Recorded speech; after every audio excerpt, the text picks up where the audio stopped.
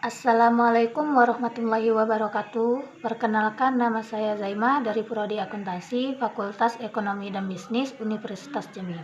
Di sini saya akan mempresentasikan hasil UAS Perpajakan 1. Yang pertama ada pengertian pajak, teori pemungutan pajak, dan jenis-jenis pajak. Pengertian pajak. Pajak adalah kontribusi wajib kepada negara yang terutang oleh orang pribadi atau badan usaha bersifat memaksa berdasarkan undang-undang dengan tidak mendapatkan imbalan secara langsung dan digunakan untuk keperluan negara bagi sebesar-besarnya kemakmuran rakyat. Selanjutnya, teori pemungutan pajak. Teori pemungutan pajak ada 5. Yang pertama, teori asuransi. Menurut teori asuransi, pembayaran pajak diibaratkan seperti pembayaran premi dalam perusahaan dengan harapan mendapatkan perlindungan dari kejadian yang tak terduga di masa yang akan datang. Selanjutnya ada teori kepentingan. Menurut teori kepentingan, ibarat dua belah pihak yang saling membutuhkan dan saling menguntungkan. Negara harus melindungi harta dan kewajiban masyarakat agar kepentingannya bisa terlaksana dengan baik. Ada teori daya pikul. Menurut teori daya pikul, pajak yang harus dibayar oleh masyarakat harus sesuai daya pikul dan ukuran harus sesuai dengan penghasilan, baik perorangan atau sebuah badan usaha. Selanjutnya ada teori bakti. Menurut teori bakti mengatakan jika suatu negara memiliki hak mutlak untuk mengambil pajak dari rakyat sudah memahami bahwa pembayaran pajak adalah suatu kewajiban dan tanda bakti kepada negara. Selanjutnya ada teori daya beli. Teori daya beli ini sangat erat berkaitan dengan masyarakat saat melakukan transaksi jual beli. Masyarakat yang banyak dengan kebutuhan yang berbeda-beda tentu membutuhkan barang di setiap keperluannya. Selanjutnya ada jenis-jenis pajak. Yang pertama ada jenis pajak penghasilan atau PPH. Pajak penghasilan ini dikenakan kepada orang atau badan atas penghasilan yang diterima dalam periode 1 tahun pajak. Konsultan pajak Serpong membantu pengurusan PPH dan pajak lainnya dengan lebih efektif. Ini bisa berasal dari Indonesia atau luar negeri, yang digunakan dengan tujuan untuk konsumsi atau menambahkan kekayaan. Selanjutnya ada pajak pertambahan nilai atau PPN. Pajak ini dikenakan atas kegiatan konsumsi atau badan kena pajak atau BKP atau jasa kena pajak atau JKP, yang mana kegiatan tersebut dilakukan di daerah pabean. Pajak ini ditanggung oleh seorang pengusaha kena pajak atau PKP, namun dibebankan pada konsumen air. Namun terdapat pengecualian yang telah diatur dalam Undang-Undang Pajak Pertambahan Nilai. Selanjutnya ada pajak penjualan atas barang mewah atau PPNBM. Pajak ini merupakan pajak untuk konsumen barang kena pajak atau BKP yang masuk ke dalam golongan mewah. Berbeda dengan PPN, pajak ini lebih spesifik pengenaannya atas barang-barang kena pajak yang dianggap mewah. Selanjutnya ada bea materai. Ini merupakan pajak yang dikenakan atas pemanfaatan suatu dokumen-dokumen seperti surat perjanjian, akta notaris, kwitansi pembayaran, surat berharga atau efek, di mana dokumen-dokumen tersebut memuat jumlah uang atau nominal tertentu sesuai dengan ketentuan yang berlaku. Selanjutnya ada pajak bumi dan pembangunan atau PBB tertentu. Pajak ini dikenakan atas kepemilikan atau pemanfaatan suatu tanah dan bangunan. Dalam jenis pajak pusat, PBB ini tertentu jenisnya seperti pemanfaatan area perkebunan, perhutanan, dan pertambangan. Pengurusan pajak akan lebih dengan layanan jasa konsultan pajak Serpong. Selanjutnya, jawaban nomor 2.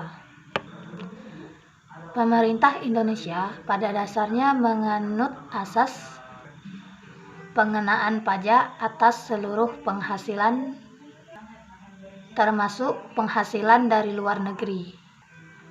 Untuk wajib pajak dalam negeri, pengenaan pajak didasarkan atas asas domisili. Sedangkan bagi warga negara asing yang tinggal dan memperoleh penghasilan di Indonesia, dilakukan pengecekan batas waktu untuk menentukan apakah orang pribadi atau badan termasuk wajib pajak dalam negeri. Bagi wajib pajak luar negeri hanya dikenakan terhadap penghasilan yang ada di Indonesia saja. Selanjutnya, jawaban nomor 3. Tidak selalu SPT tahunan orang pribadi menunjukkan posisi kurang bayar, karena dalam kondisi tertentu sangat mungkin status SPT tahunan menjadi lebih bayar. Lebih bayar disebabkan karena jumlah PPh yang dipotong oleh perusahaan lebih besar daripada utang ulang yang kita lakukan di SPT tahunan PPh. Jika sumber penghasilan berdasarkan dari pekerjaan bebas, maka hal tersebut sangatlah wajar. Mengingat rumus yang dilakukan untuk menghitung PPh yang dilakukan perusahaan memang beda dengan yang dilakukan SPT sendiri. Memang beda dengan rumus hitungan sendiri di SPT PPh tahunan yang kita lakukan. Dalam hal SPT yang dilaporkan dengan status lebih bayar, maka kita dianggap sedang melakukan pengembalian atas jumlah lebih bayar tersebut. Selanjutnya, jawaban nomor 4 yaitu adalah objek dan subjek pajak. Objek pajak adalah merupakan suatu pendapatan. Objek pajak merupakan sumber pendapatan penghasilan yang dikenakan pajak. Sedangkan subjek pajak merupakan perorangan atau badan yang ditetapkan menjadi subjek pajak. Contohnya adalah selanjutnya jawaban nomor 5, pembukuan dan pencatatan. Pembukuan adalah suatu proses pencatatan yang dilakukan secara teratur untuk mengumpulkan data dan informasi keuangan yang meliputi harta, kewajiban, modal, penghasilan, dan biaya, serta harga barang perolehan dan penyerahan barang atau jasa yang ditutup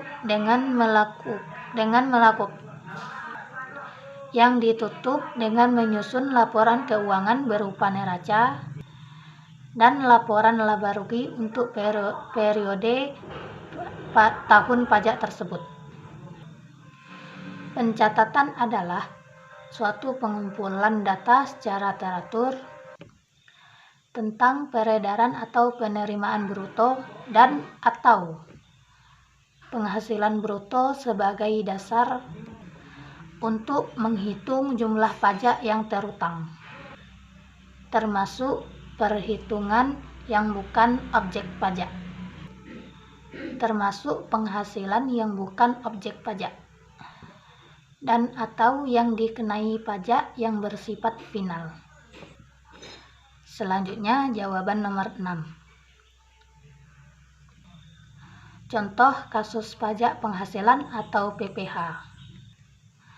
Berdasarkan bruto PT ABC pada tahun sebelumnya mencapai lebih dari 4,8 miliar.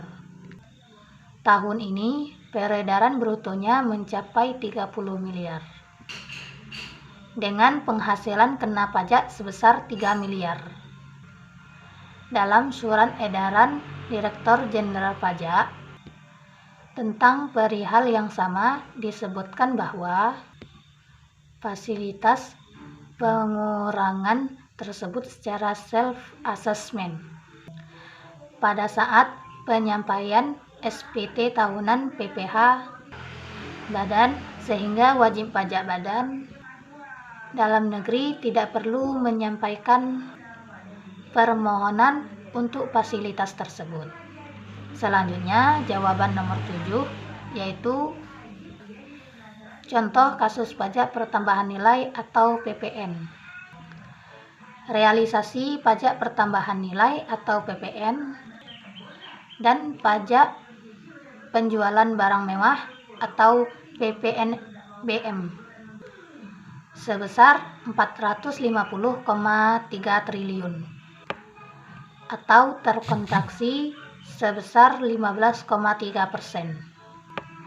Hal ini terutama berasal dari PPN dalam negeri dan impor yang terkontraksi cukup disebabkan menurunnya konsumsi dalam negeri di tengah kondisi pembatasan sosial masyarakat dan kewajiban insentif restitusi tercepat.